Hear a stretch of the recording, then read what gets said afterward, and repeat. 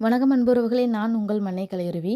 2026 சட்டமன்ற தேர்தல் பல சுவாரஸ்யமான தகவல்களை வச்சுருக்கு. அதில் எனக்கு தெரிஞ்ச சுவாரஸ்யமான தகவல்களை நான் உங்ககிட்ட பகிர்ந்துக்கிறேன்.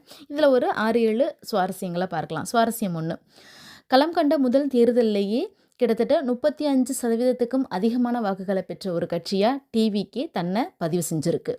சுவாரஸ்யம் 2, என்னதான் மெஜாரிட்டியில் ஜெயித்தாலும் ஆட்சி அமைக்க முடியாத நிலையில் விஜய் அவர்களும், இரண்டாவது கட்சியாக வந்தாலும் எதிர்க்கட்சி தலைவராக போக முடியாத நிலைமையில் ஸ்டாலின் அவர்களும், ஜெயித்தாலும் எதிர்க்கட்சியாக போக முடியாத நிலைமையில் எடப்பாடியார் அவர்களும் இருக்க ஒரு தேர்தலாக நாம் இதை பார்க்கலாம்.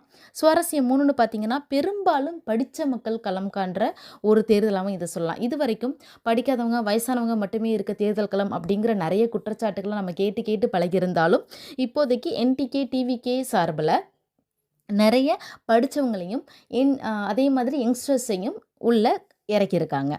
4வது சுவாரஸ்யம்னு பார்த்தீங்கன்னா, இது வரைக்கும் ஏடிஎம்கேவிலேயே நம்ம பார்த்து பழகின செங்கோட்டையன் அவர்கள் அவரோட பாக்கெட்டில் எப்போவுமே மறைந்த முன்னாள் முதல்வர் ஜெயலலிதா அவர்களோட ஃபோட்டோவை தான் வச்சுருப்பார்.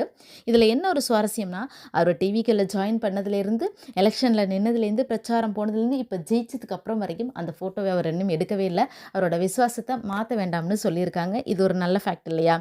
சுவாரஸ்யம் 5 என்னென்னு பார்த்தீங்கன்னா, ஒரே ஃபேமிலியை சேர்ந்த 3 பேர் 3 வேறு கட்சியில் எம்எல்ஏவாக செலக்ட் ஆகியிருக்காங்க. வேறு யாரும் இல்லை, நம்ம ஆதவ் அர்ஜுனா அண்ணா அவர்கள் ஃபேமிலியில் இருந்து தான்.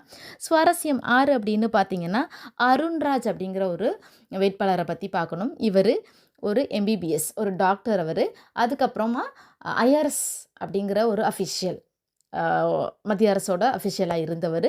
அதுக்கப்புறம் இப்போ பொலிட்டிஷியன் அப்படிங்கிற 3 முக்கியமான துறைகளில் இருக்க ஒரு பர்சனையும் நம்ம இந்த தேர்தலில் பார்த்துருக்கோம்.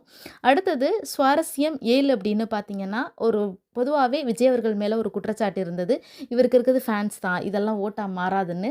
அதை மாற்றி காட்டி ஜெயிச்சியும் காமிச்சிட்டாரு.